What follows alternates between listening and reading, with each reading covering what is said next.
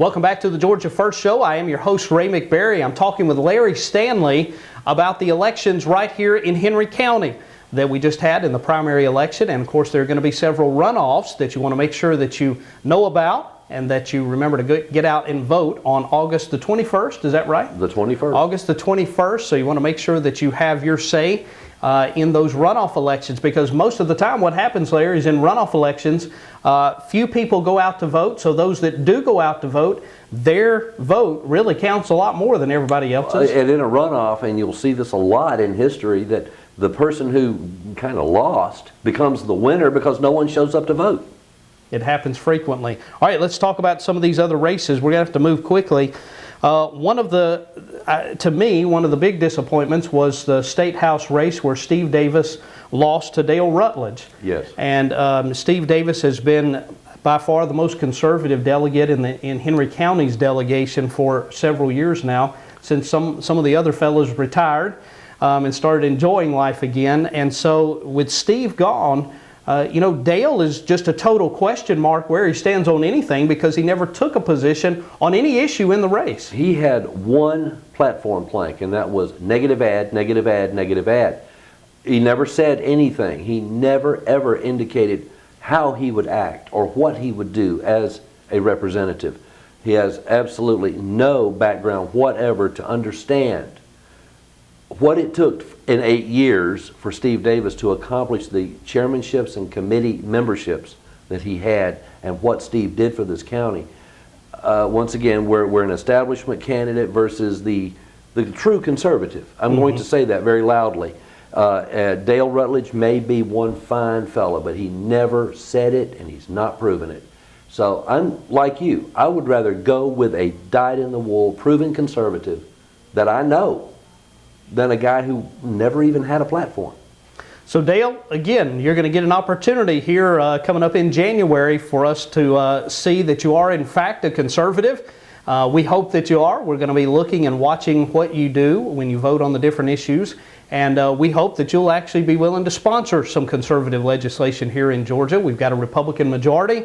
It'd be a great time for an incoming freshman to get on board with some of the conservative things that certain members of the Republican Party have been trying to do here in Georgia. And we're going to see if you're a real conservative or not. If you're not, it's going to be the hardest 2 years you ever had, and I promise to help make it that. But if you are a true conservative, we're going to help you out every way that we can, and we hope that that will be the case. All right, let's talk about some of these other races coming up here, Larry. We had several races where there were no opposition. Surprisingly, Keith McBrayer, re-elected as a Republican candidate for sheriff. Tax Commissioner David Curry, no opposition there as well. Saw him at lunch yesterday. He was happy as he could be that he didn't have to get out and do any campaigning during the primary. Now let's talk, though, about some of the local races. Let's go ahead and talk about the school board races, and then we'll move to the county commission races, because that's really where we're going to... Well, people in this county typically have never paid attention to the school board, and I'm going to say this real loud. I lost by a 3-to-1 vote, and that's fine, because 52% of the vote went to Josh Hinton in District 2.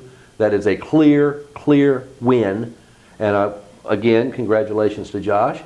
It was an empty seat since Brian Preston, resigned to go whatever over at the commission. Upset, some people call it an upset, in 3rd District.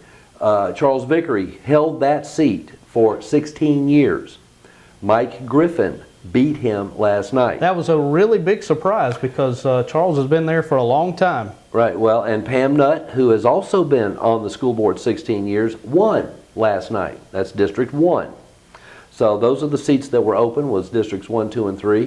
There are 2 new faces, and that is Mike Griffin and Josh Hinton, and the board will survive without me and move on. Well, Larry, we want to certainly congratulate Josh on this victory, but we want to congratulate you as well. You came in second out of the 4 candidates that were running for it, and I know it was running for office was something you'd wanted to do for a while. You were able to get in there, get your feet wet. And well, I will say this, as the editor of a newsletter and big mouth in the county, people have called me worse. I will say this, a former candidate is a truly motivated citizen. Absolutely, It's a definitely so. positive side to it. By the way, if you don't already subscribe to Larry's Henry County Citizen newsletter, you can get it by email. Comes out usually once a week, sometimes twice a week, but I encourage you go to the website henrycountycitizen.net. Is that right? Just send me an email. Make it easy. hc.citizen.org. All right, hc.citizen.org. All right, let's talk about these county commission races. Good. They are, you know, some of them were a big surprise. Some of them were not. There are some that are going to be some knockdown, drag-out runoff elections. Yep. Let's start, though, with Warren Holder's bid for re-election. Warren Holder has over 40 years of public service under his belt, from the Snapping Shoals EMC board to the school board to city council in Hampton. He's now in his 4th term as a county commissioner. Lost to William Bo Moss last night by 15 votes. 15 votes out of almost 4,000 votes. Absolutely, yeah. It was a close election. I know for a fact, though, that Bo got out there and worked hard. He did. For the last 6 months. He has knocked on doors. And Connie, his wife, I love Connie. She is, don't cross her, man. She's busy. She is on fire. And if you get in her way, you know, just don't. Because she's a worker. She is a worker. Well, congratulations to Bo, and we look forward to seeing some changes there and on the Board of Commissioners here in Henry County that Bo's going to bring to the table. Bo, again, congratulations. Then we had Brian Preston, who has recently been appointed to District 2 Commissioner. He was running for re-election then against Vince Lottie and won by a 2-to-1 margin. Absolutely. A lot of people weren't really impressed with the fact that he resigned from the school board to take the appointment, which is the same thing 2 of his predecessors had done, and that is resign a seat to go do something else at the same time. I took some heat over this through the newsletter.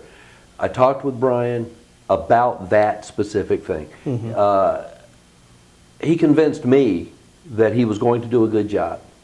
He convinced me that even if he did not have the votes, he would speak his mind.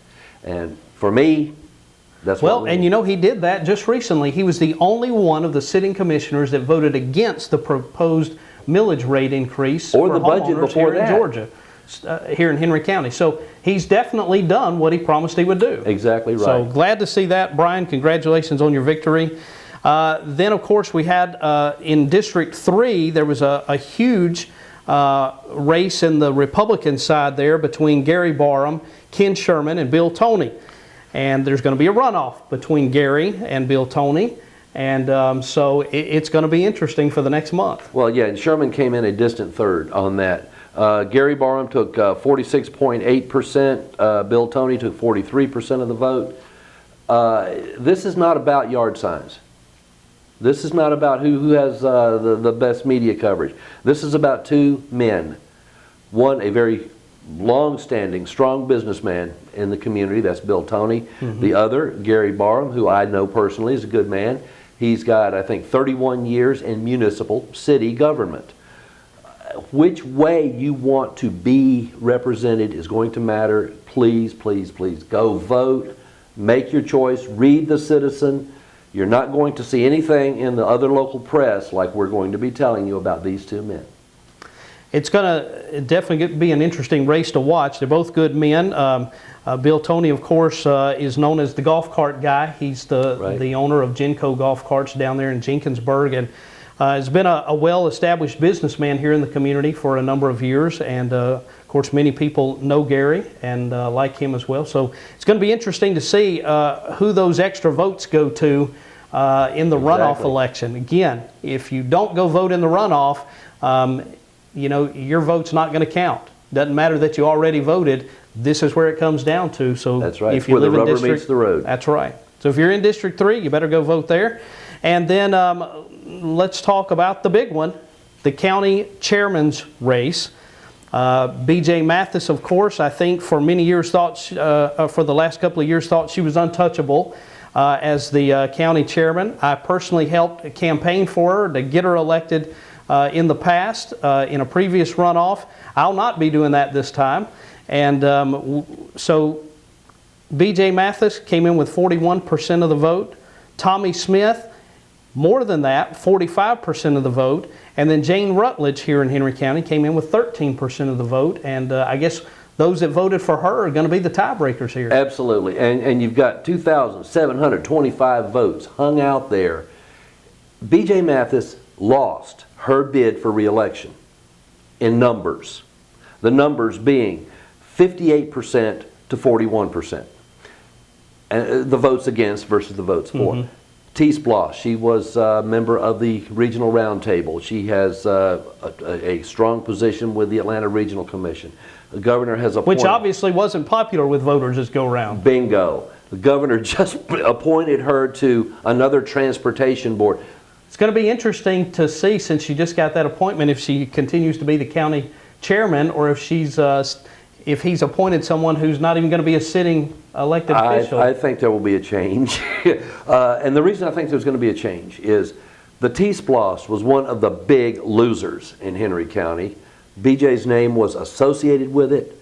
BJ's name is associated. Well, it's because she was promoting it. Absolutely. She chose to be associated with it. If you look at, and I'm going to jump back to one of the other races, look at the, we'll talk to Bill Toney, but also watch his videos that he's running, where he will absolutely and Tommy Smith, who is the, the opponent here, they're both doing the same thing. BJ's name is associated with purchases made by the county that require an increased budget. Yeah, the county, Henry County has never spent the amount of money that it has under BJ's term as county chairman. And needless purchases on so many things, and I think it just came home to roost in the election. I think we have a budget situation in the county that will not be resolved. And it will only be resolved in a mid-year millage increase. Well, we're about out of time here. It's going to be interesting to see, though. Make sure you take note of the runoff date, August 21st. We'll remind you of that, but we need to make sure that everyone that cares gets out and votes in that runoff election. That's going to do it for this show. Till next week, I'm your host, Ray McBary, reminding you it's not Atlanta, not Washington, but Georgia first.